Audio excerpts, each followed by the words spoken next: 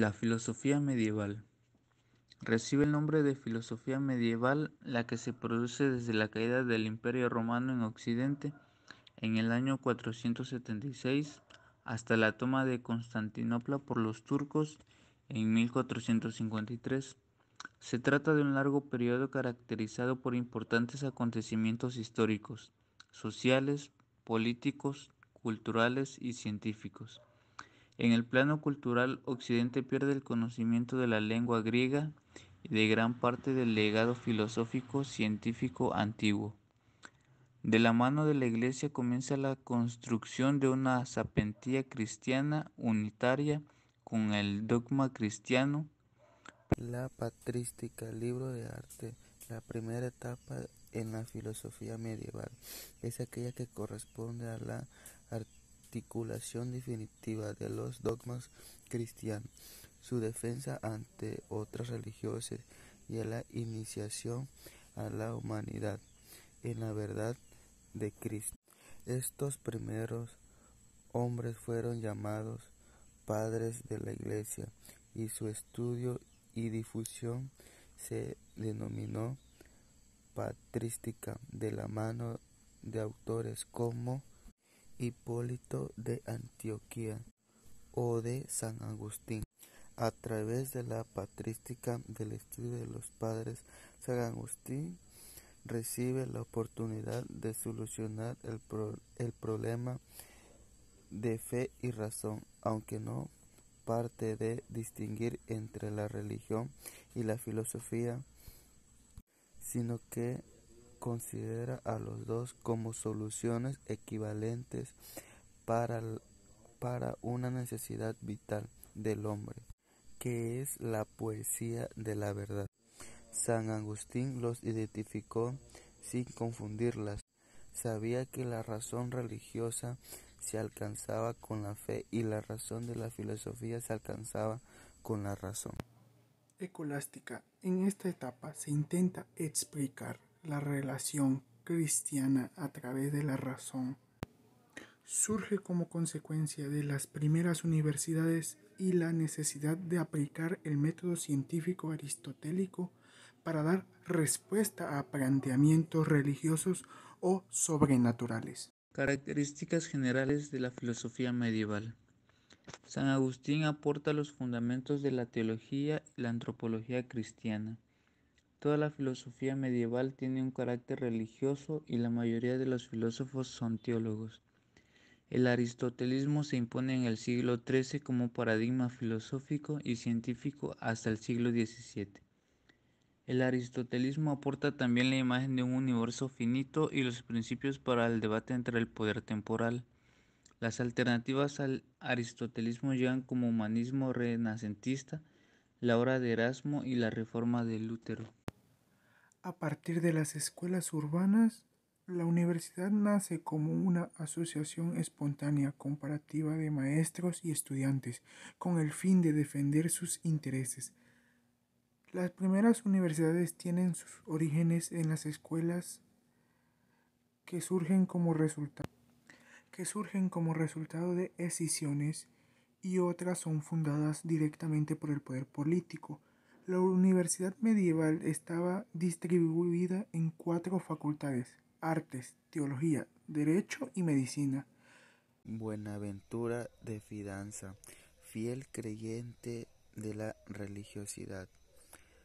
Buenaventura nació alrededor del año de 1218 en Bagnoria, Italia.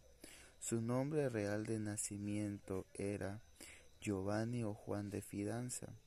Su nombre de Buenaventura de Fidanza se debe a que él tenía una grave enfermedad y fue curado milagrosamente por San Francisco de Asís, al cual por agradecimiento se nombró Buenaventura, ya que fueron las palabras que habría mencionado el santo al curarlo. Buenaventura de Fidanza estudió teología en la Sorbona y fue discípulo de Alejandro de Ales. A lo largo de 18 años viajaría incansablemente a través de Francia e Italia, llegando a Alemania por el norte y por el sur a España. Buenaventura se formó en la orden de los frailes menores e impartió enseñanzas en la Universidad de París, en la cual él estudió, aunque rechazó ser arzobispo de York, hubo de aceptar la diócesis de Albano. En 1274 fue nombrado legado pontificio al conocido de León. Participó activamente en los concilios de la época y destacó en los ataques a las herejías y a las críticas a los catemáticos. ¿Qué es la herejía? La herejía es una creencia o teoría controvertida o novedosa, especialmente religiosa. Con esto, San Aventura deseaba poder dejar en evidencias aún más su amor por Dios. Era tal la inspiración que sentía hacia el Creador, que consideraba que no existía nada más importante que eso. Pero fue hasta el 4 de abril de 1482 que el Papa Sexto V decidió nombrarlo santo gracias a todos los milagros concebidos en su nombre. De ahí en adelante se pasa a dar a conocer este nombre de buena fe como San Buenaventura. San Buenaventura fue nombrado padre de los franciscanos y el Papa le concedió el título de cardenal, y aunque eran famosos mundialmente por su sabiduría, se dice que sin embargo San Buenaventura era muy humilde y se iba a la cocina a lavar platos con los hermanos legos. Sus virtudes preferidas eran la humildad, la paciencia y la meditación en la pasión y muerte de Cristo, y su amor a la Virgen era intenso. Los aportes de San Buenaventura. Para San Buenaventura las cosas son accesibles a la razón, porque tienen una naturaleza propia, pero esa naturaleza es manifestación y signo de una realidad sobrenatural, Dios. Esto nos lleva a 3 grados. 1. Buscar los vestigios de Dios en el mundo sensible, mediante sentidos e imaginación. 2. Contemplar la imagen de Dios que está en nosotros mediante la razón. 3. Elevarse a las naturalezas semejantes a Dios que están sobre nosotros a través de la inteligencia. Una de sus frases célebres de Buenaventura era la siguiente: la senda que conduce a la vida perenne no es sino la que atraviesa el puente levantado por Cristo, que es la cruz, y que consiste en la lucha y en la victoria contra las perversas inclinaciones. Esto quiere decir que hay que aferrarnos a la cruz, hay que aferrarnos a Cristo para poder salir adelante.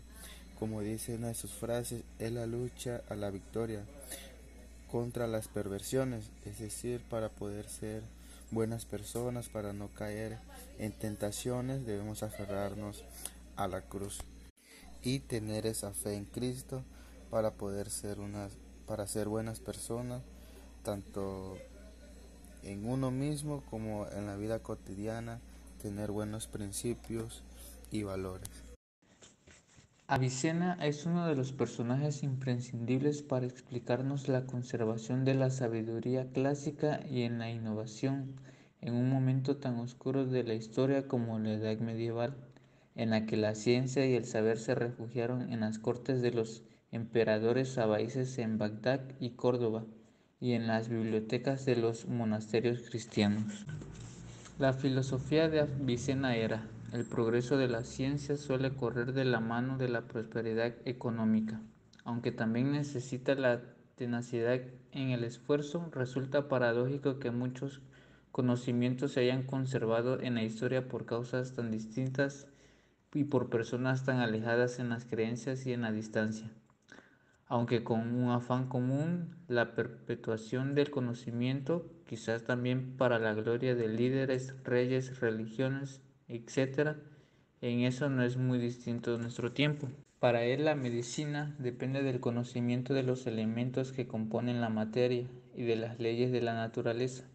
Es preciso conocer el cuerpo humano y su funcionamiento y las bases de la salud y la enfermedad. Las aportaciones más importantes fue en la medicina, ya que en su Canon de la Medicina, Avicena realiza una descripción minuciosa de múltiples patologías y plantea la manera de abordar los tratamientos basados en el diagnóstico certero. Para él, el fundamento diagnóstico está en la observación minuciosa y sistemática del paciente. Aunque no tenemos la certeza de que se realizara disección anatómica, la claridad de sus descripciones de los ojos o del corazón y sus válvulas nos hacen intuir que si las realizaba. Las descripciones de enfermedades como la diabetes, el sarampión o la viruela son perfectamente superponibles a las actuales en la claridad y precisión. Como médico y filósofo, Avicena no se limitó a una medicina clínica organística, sino que se planteó la relación entre la medicina y la filosofía, y con la concepción de psicología del hombre. Una de sus frases célebres era: el médico que solo sabe de medicina, ni siquiera de medicina sabe. ¿A qué se refiere esto? A mi entender, él trataba de decir que los médicos que solo se dedicaban a estudiar medicina no llegaban a comprender el 100% del cuerpo y de la medicina, ya que él, aparte de ser médico, era filósofo y estudiaba la anatomía del ser humano. Esto le daba una ventaja, ya que él aplicaba los principios de filosofía y del cuerpo humano para poder saber y tener la respuesta de qué es lo que estaba pasando. Aparte que era observador, minuciosamente él investigaba a fondo. Tomás de Aquino. Tomás asocia la esencia por su limitación con la potencia aristotélica y la existencia por ser perfección como acto. En esta independencia de la existencia respecto a la esencia radica la cuestión de la contingencia de los objetos y de toda la metafísica en general.